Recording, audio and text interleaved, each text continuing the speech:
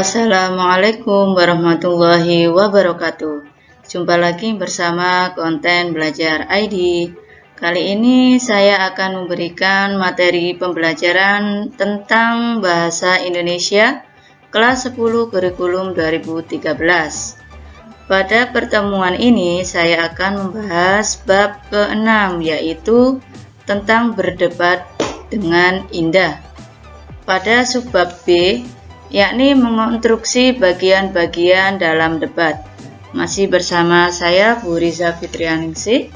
Sebelum kita mulai, mari kita berdoa sesuai dengan agama dan kepercayaan masing-masing. Berdoa, silakan.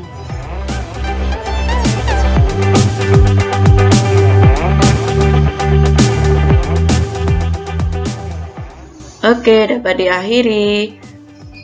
Silakan disimak dengan baik ya materi kali ini, semoga bermanfaat.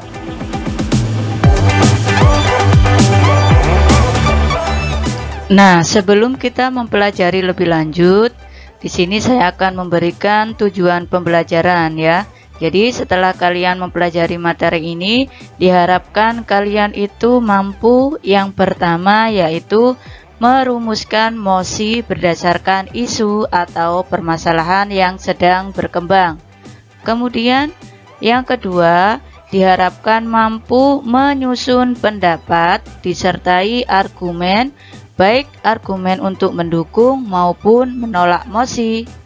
Dan materi yang ketiga, diharapkan mampu menyimpulkan hasil debat.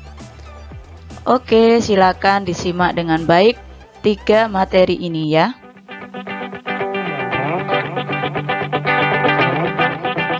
Nah, untuk materi yang pertama yaitu merumuskan mosi berdasarkan isu atau permasalahan yang sedang berkembang.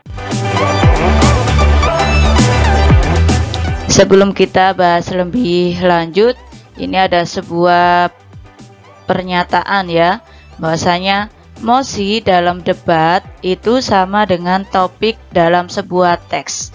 Jadi, dari materi yang sebelumnya sudah saya jelaskan bahwasanya kalau di dalam sebuah debat itu tidak ada kata judul atau topik, tapi menggunakan istilah mosi.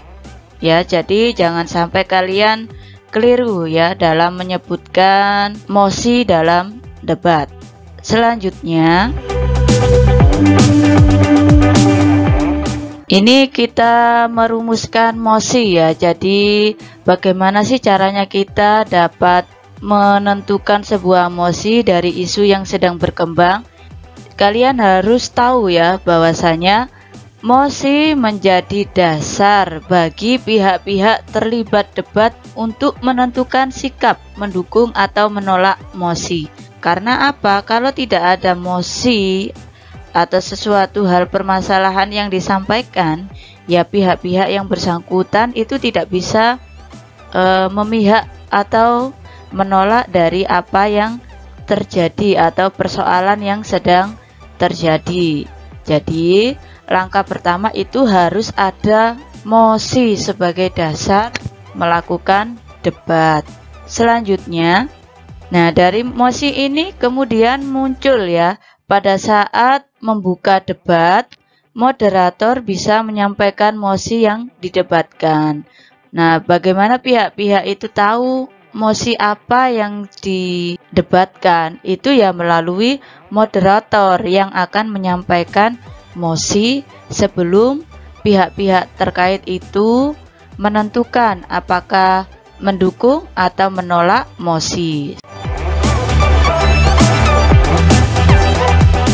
Sekarang coba perhatikan contoh bagian pembuka pada kutipan debat berikut. Nah, di sini ya.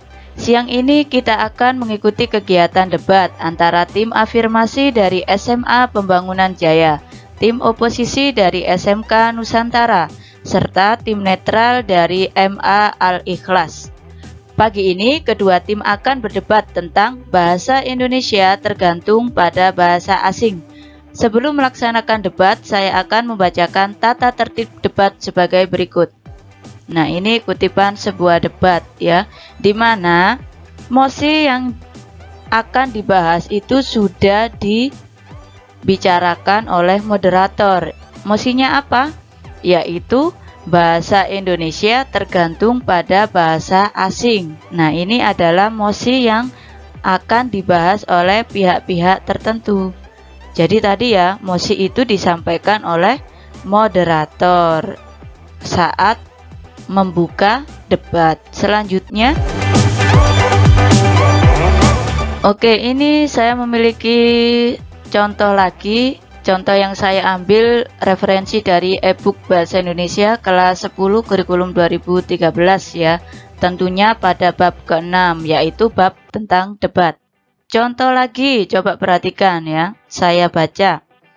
Saya tidak setuju ya jika kosakata bahasa asing yang masuk ke dalam penggunaan bahasa Indonesia terjadi karena ketidakberdayaan bahasa Indonesia dalam interaksi antar bahasa. Kosakata bahasa asing masuk ke dalam bahasa Indonesia hanya digunakan sebagai persamaan kata yang bagi sebagian orang lebih mudah dipahami. Namun, pada intinya dalam bahasa Indonesia itu sendiri telah ada kosakata yang berkaitan dengan kosakata asing tersebut. Nah, ini adalah bagian dari tim yang tidak setuju atau istilahnya adalah tim oposisi. Tim oposisi ini menjelaskan kaitannya dengan pendapat mereka bahwasanya tidak sepakat atau menolak mosi. Jadi bisa kita simpulkan bahwa kutipan di atas itu isu yang didebatkan atau mosinya adalah penerapan kosakata bahasa asing ke dalam penggunaan bahasa Indonesia disebabkan ketidakberdayaan bahasa Indonesia dalam interaksi antar bahasa. Nah, kaitannya dengan kosakata bahasa asing. Nah, kata kuncinya di situ. Nah, dari pendapat atau argumen tim oposisi ini bisa disimpulkan mosi yang dibicarakan oleh tim oposisi ini. Dari sini dapat dipahami ya. Kita lanjutkan. Nah, sekarang kita coba menentukan mosi dari isu ya. Jadi ada sebuah ilustrasi, kemudian kita akan mengkerucutkan atau menentukan mosi sesuai dengan ilustrasi ini. Coba, ini ada ilustrasi ya. Penolakan terhadap pelaksanaan ujian nasional berbasis komputer tidak seharusnya terjadi. Sebaliknya, malah UNBK patut didukung. Selain dapat menekan penggunaan kertas dalam mempercepat penilaian hasil ujian secara akurat, juga dapat menekan angka kebocoran soal. Nah, kira-kira ya, dari ilustrasi ini atau isu ini dapat kita tentukan mosi sesuai dengan ilustrasi. Kira-kira apa mosinya? Ya, tentang penolakan terhadap pelaksanaan UNBK atau ujian nasional berbasis komputer. Kemudian menentukan mosi dari ilustrasi ini. Silakan disimak, saya bacakan. Menurut saya, tawuran antar pelajar tidak saja terjadi karena karakter anak-anak yang cenderung brutal. Lebih dari itu, tawuran terjadi karena anak-anak mendapat teladan yang kurang baik dari para pemimpin bangsa yang sibuk saling berebut kekuasaan dan saling menghujat. Televisi dan internet pun dengan bebas menyajikan berbagai aksi brutal yang membuat anak-anak tergoda untuk meniru. Nah, dari ilustrasi isu ini, kira-kira dapat kita tentukan mosinya apa ya? Tentunya kata kuncinya itu tawuran antar pelajar ya. Yakni, iya, tentang tawuran pelajar terjadi karena karakter anak-anak yang cenderung brutal. Oke, kita lanjutkan lagi ya. Contoh selanjutnya yaitu kita akan menentukan mosi dari isu sebagai berikut. Silakan disimak, saya akan membacakannya. Banyak masyarakat beranggapan bahwa perubahan cuaca menjadi penyebab seseorang gampang sakit. Padahal yang terjadi tidak seperti itu.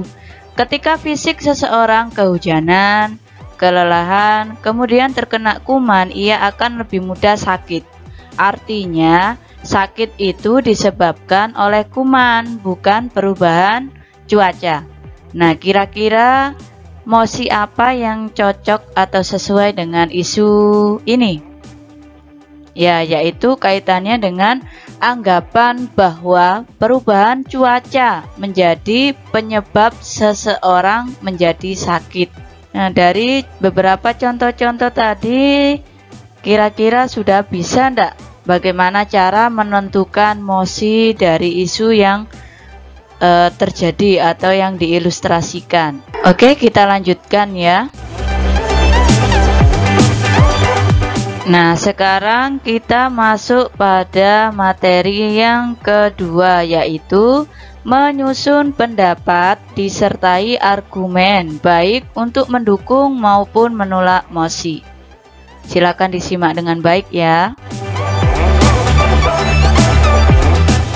Oke, sebelum kita beranjak lebih lanjut, coba perhatikan ya, bahwasanya sebelum mempertahankan pendapat tentang sesuatu isu atau permasalahan, hal pertama yang harus dimiliki seseorang adalah memahami isu terlebih dahulu dengan baik.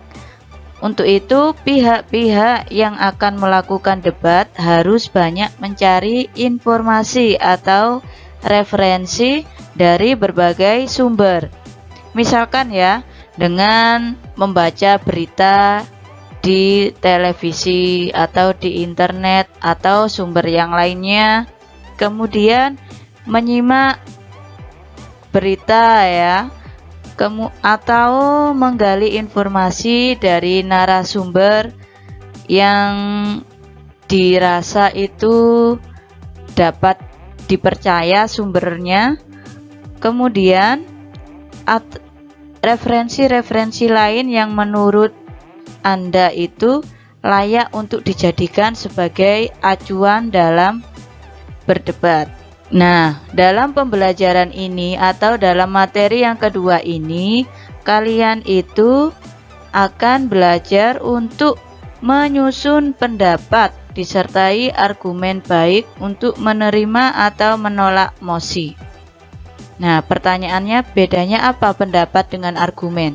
Ya, kalau pendapat itu adalah gambaran umum ya, kaitannya dengan mosi yang disampaikan atau istilahnya itu ilustrasi permasalahan terkait mosi.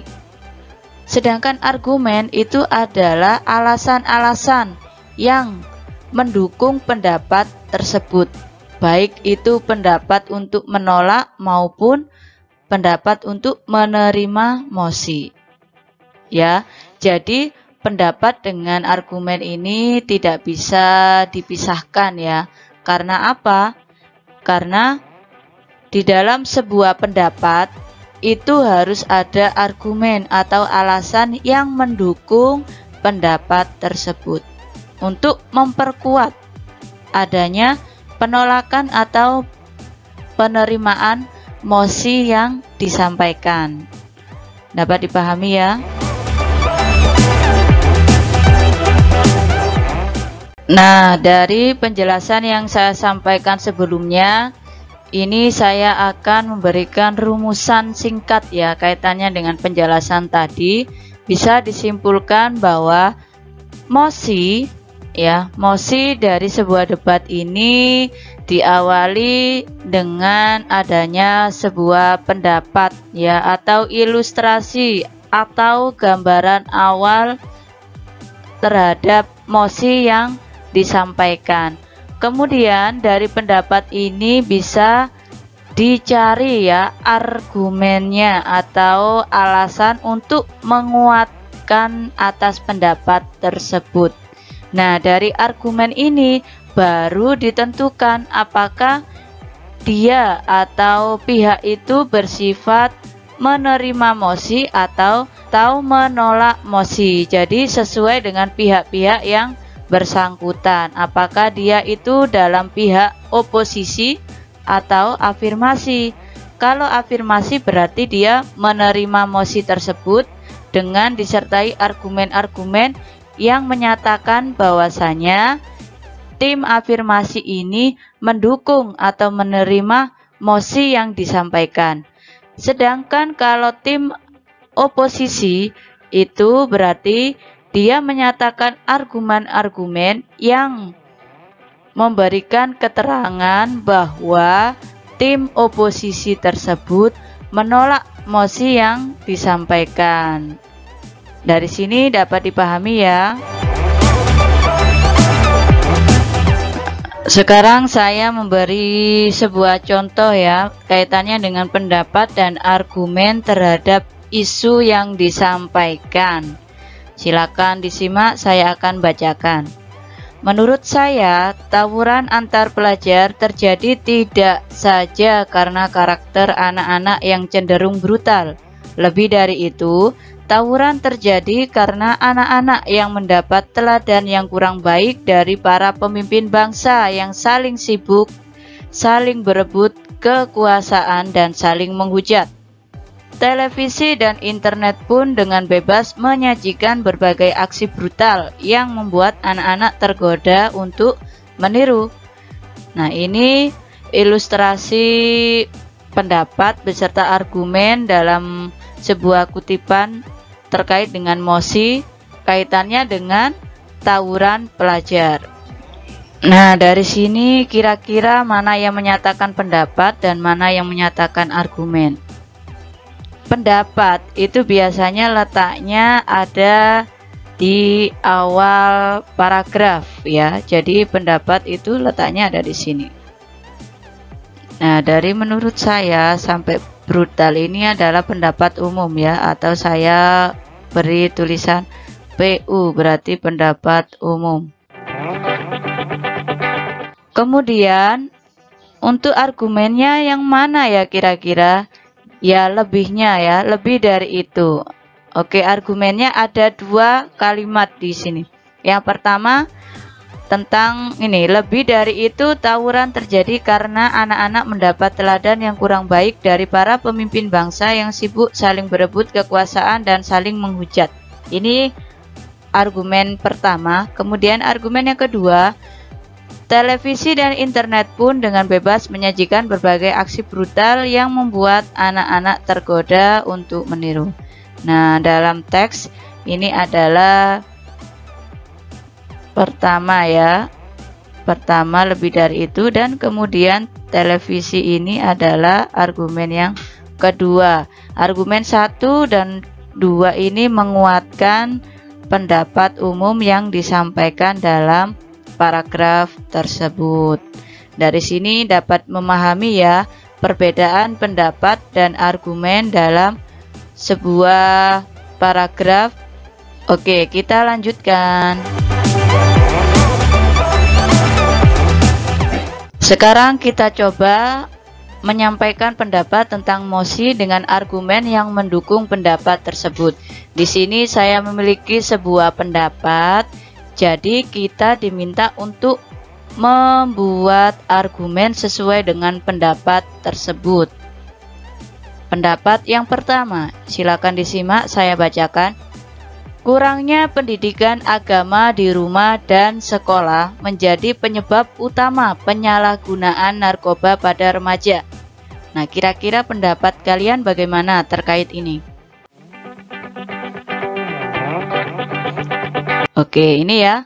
Pemahaman yang minim akan mengakibatkan keimanan dan ketakwaan anak kurang. Akibatnya, mereka akan mudah tergelincir untuk berbuat maksiat, termasuk dalam hal ini adalah mengonsumsi narkoba. Nah, di sini ada 2 argumen ya. Argumen yang pertama, kemudian argumen yang kedua. Argumen itu sifatnya mendukung mosi ya. Kembali lagi mendukung pendapat. Argumen-argumen itu mendukung pendapat yang disampaikan. Jangan sampai melenceng dari pendapat yang disampaikan ini. Dari sini dapat dipahami ya. Kita lanjut pada contoh yang kedua. Sekarang contoh pada pendapat yang kedua. Silakan disimak. Tayangan sinetron berpengaruh buruk terhadap anak-anak yang menontonnya. Bagaimana argumen kalian terhadap pendapat yang disampaikan ini? Ya, ini ya salah satu pendapatnya. Tayangan sinetron, terutama tayangan film, infotainment maupun talk show, banyak yang mengandung dialog atau adegan yang mengandung unsur bullying ya, kekerasan, pelecehan seksual, tindak kekerasan, dan pornografi. Waktu penayangannya ada pada waktu anak masih terjaga dan bisa menonton televisi dengan bebas. Padahal orang tua tidak selalu bisa mendampingi anak-anaknya menonton televisi. Nah, ini adalah alasan-alasan yang disampaikan terkait pendapat ini. Alasan atau argumennya ada berapa? Ini pertama. Kemudian ini adalah kedua ya. Berarti dalam satu paragraf minimal ada satu pendapat dan minimal ada 2 argumen supaya lebih menguatkan terhadap pendapat yang disampaikan. Nah, sekarang kita beranjak pada materi yang terakhir pada subbab B ini, yaitu menyimpulkan hasil debat. Tadi kita sudah belajar menentukan mosi, kemudian memberikan argumen terhadap pendapat tersebut. Sekarang kita mencoba menyimpulkan hasil debat. Bagaimana sih caranya? Silakan disimak dengan baik ya.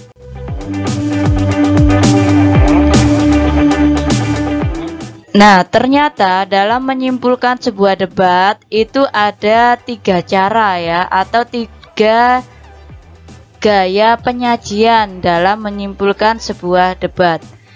3 cara ini apa saja? Yang pertama yaitu ada cara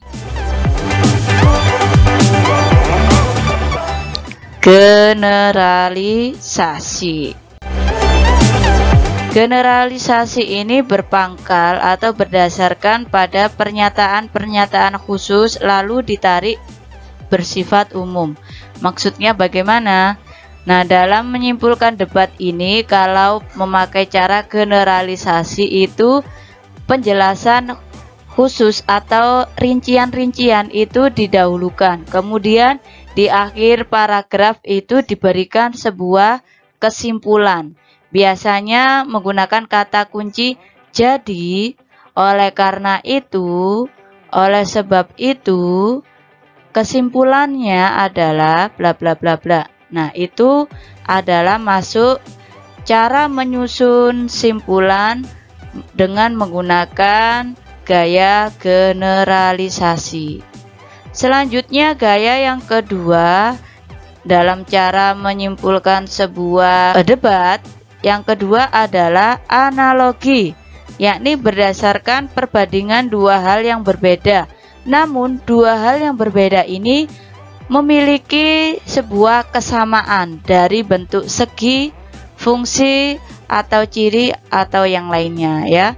Jadi meskipun 2 hal yang berbeda, misalkan manusia dengan tumbuhan, namun ada sebuah kesamaan dari 2 hal yang berbeda. Misalkan kaitannya dari segi cara atau proses bernafasnya. Kalau manusia itu mengeluarkan karbon dioksida dan menghirup oksigen, sedangkan kalau tumbuhan menghirup karbon dioksida dan mengeluarkan oksigen. Nah, seperti itu ya. Jadi perbandingannya 2 hal yang berbeda namun tetap memiliki sebuah kesamaan sehingga bisa ditarik kesimpulan.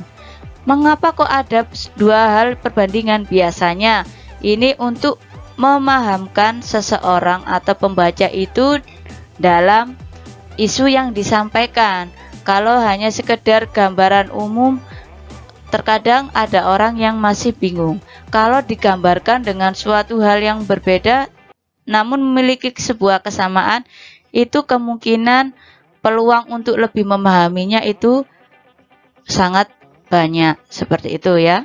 Kemudian yang ketiga yaitu gaya sebab akibat. Di sini sebab menjadi gagasan utama, sedangkan akibat menjadi gagasan penjelasnya. Jadi saling keterkaitan ya, sebab akibat. Saya kira kaitannya dengan kausalitas atau sebab akibat ini kalian sudah bisa memahami ya, karena materi-materi sebelumnya juga sudah disampaikan. Oke, bisa dipahami ya. Nah, untuk memahami lebih jelas lagi kaitannya dengan bagaimana sih cara menyimpulkan sebuah debat, itu gayanya itu bagaimana. Ini saya memiliki contoh yang saya ambil dari e-book Bahasa Indonesia kelas 10 kurikulum 2013.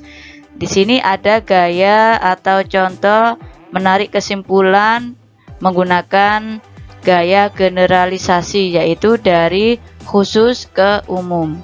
Nah, dari pernyataan khusus seperti ini ya dijabarkan khususnya, detailnya, kemudian disimpulkan. Selanjutnya ini ada contoh menggunakan analogi, pembanding 1, ada pembanding 2, kemudian cara menyimpulkan.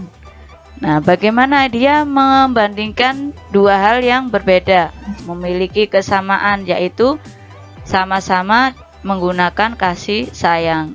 Dapat disimpulkan bahwa para guru adalah orang tua kita di sekolah. Karena apa? Dia saling mendidik anak-anaknya itu dengan penuh kasih sayang, seperti itu. Kemudian contoh selanjutnya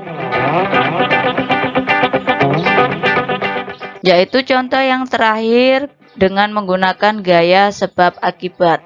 Nah, di sini sebabnya ditulis, kemudian akibatnya atau sebagai kesimpulan. Oke, bisa kalian baca sendiri. Ada sebabnya 1-6, kemudian akibatnya banyak terjadi kekeringan di mana-mana sebab air tidak diberi kesempatan meresap ke dalam tanah. Oke, dari contoh generalisasi sebab akibat dan analogi dapat kalian pahami ya. Sekarang waktunya uji pemahaman ya, untuk mengetahui seberapa paham kalian terkait materi yang sudah saya sampaikan ini. Langsung saja yang pertama yaitu tentukan mosi yang bertemakan tentang budaya baca. Jadi kalian membuat sebuah mosi, satu kalimat saja ya, yang singkat dan jelas, yang menarik ya, sesuai dengan apa yang terjadi pada saat ini.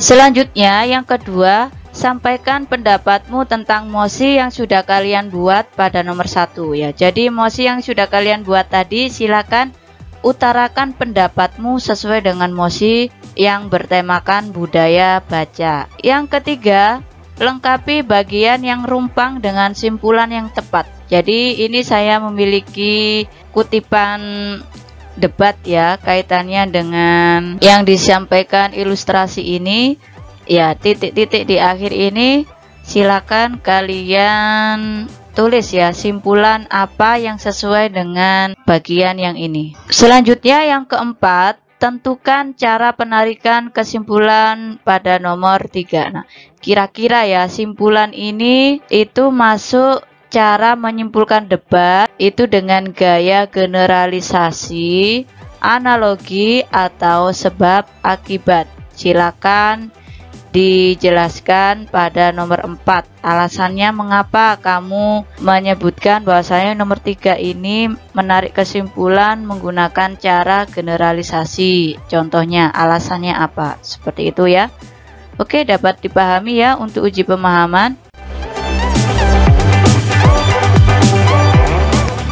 Oke, tetap pesan saya ya, jadilah pendebat yang bijak dan baik. Terima kasih, itu tadi penjelasan kaitannya dengan subbab B, yaitu menyimpulkan isi debat.